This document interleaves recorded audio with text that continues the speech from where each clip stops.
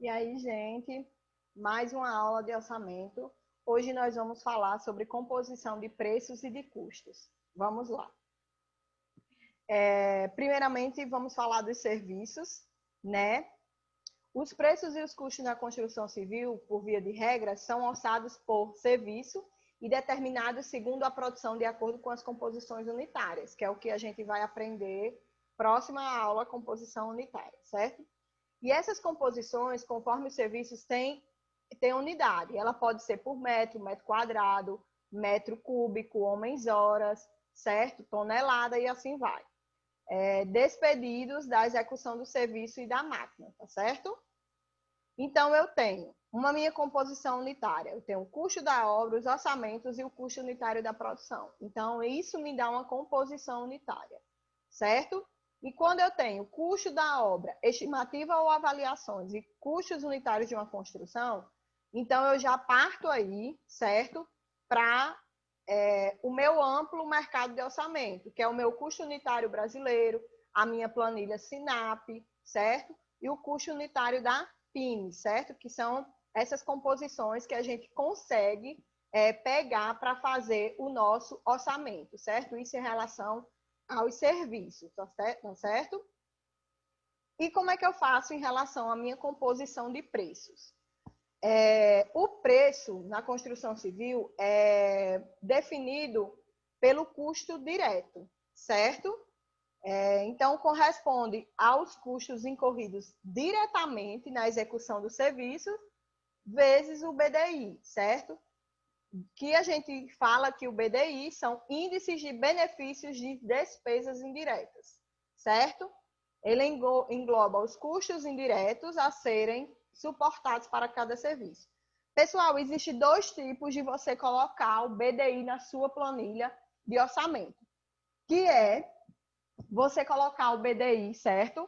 No final da sua planilha, que é uma porcentagem dada, né, que gira em torno de 25% até 40%, dependendo da região, certo? E nós podemos também, pessoal, incluir o BDI, se você, tipo, às vezes não quer mostrar para o cliente aquele custo, aquele benefício das despesas indiretas, não quer mostrar, por exemplo, ao seu cliente no final do orçamento. Então, você pode incluir no serviço, não tem nenhum problema, certo? Você pode incluir esse BDI no serviço, tá certo? Em cada serviço você pode colocar ele. No caso, o preço ficaria o custo direto do serviço vezes o BDI, a porcentagem, tá bom? Como é que nós fazemos a composição de custos unitários, pessoal? Então, o custo de cada serviço em que foi subdividido, né? Ele é composto segundo a composição e a quantificação, né? E os custos da mão de obra para fabricar aquele serviço, certo? Então, nós temos o custo dos insumos, dos equipamentos, dos encargos sociais, né? Da mão de obra necessário para a execução desse serviço.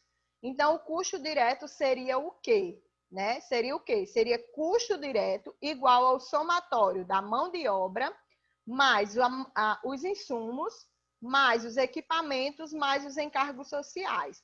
Então, esse aqui seria o meu custo direto de quê? De uma minha composição unitária, de apenas um serviço. Certo, pessoal?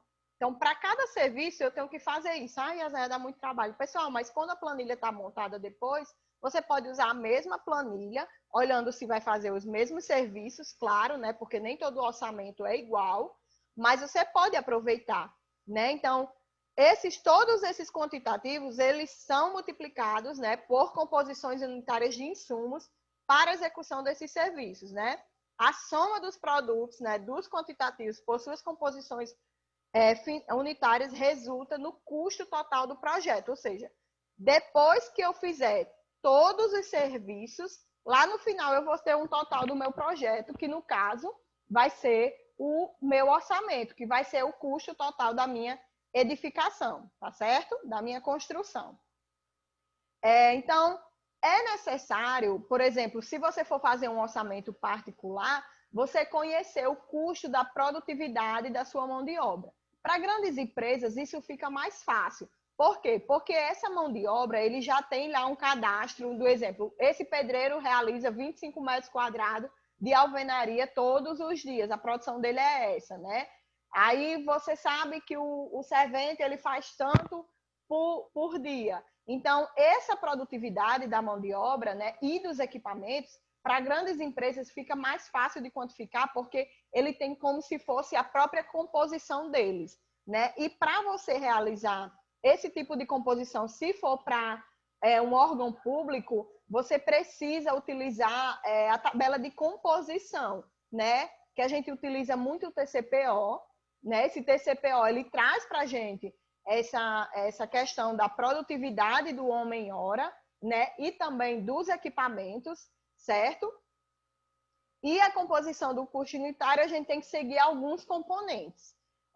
Coeficiente de aplicação dos materiais, coeficiente de aplicação da mão de obra, o índice de aplicação dos horários dos equipamentos, pessoal, o preço unitário dos materiais, o preço unitário da mão de obra, né? As taxas de encargo e os benefícios diretos, o BDI, né? Que é benefício de despesas indiretas, certo? Então, para a composição de custos, a gente precisa, né? É necessário a gente conhecer a produtividade tanto da mão de obra como dos nossos equipamentos, né? Que eles estão englobados nos serviços que a gente vai calcular, tá certo?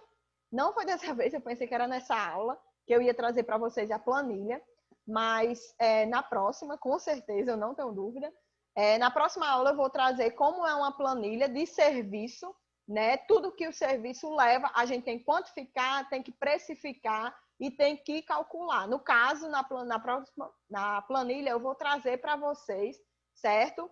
Essa questão de inclusão do BDI no serviço e não no final do orçamento, beleza? Então, até a próxima aula.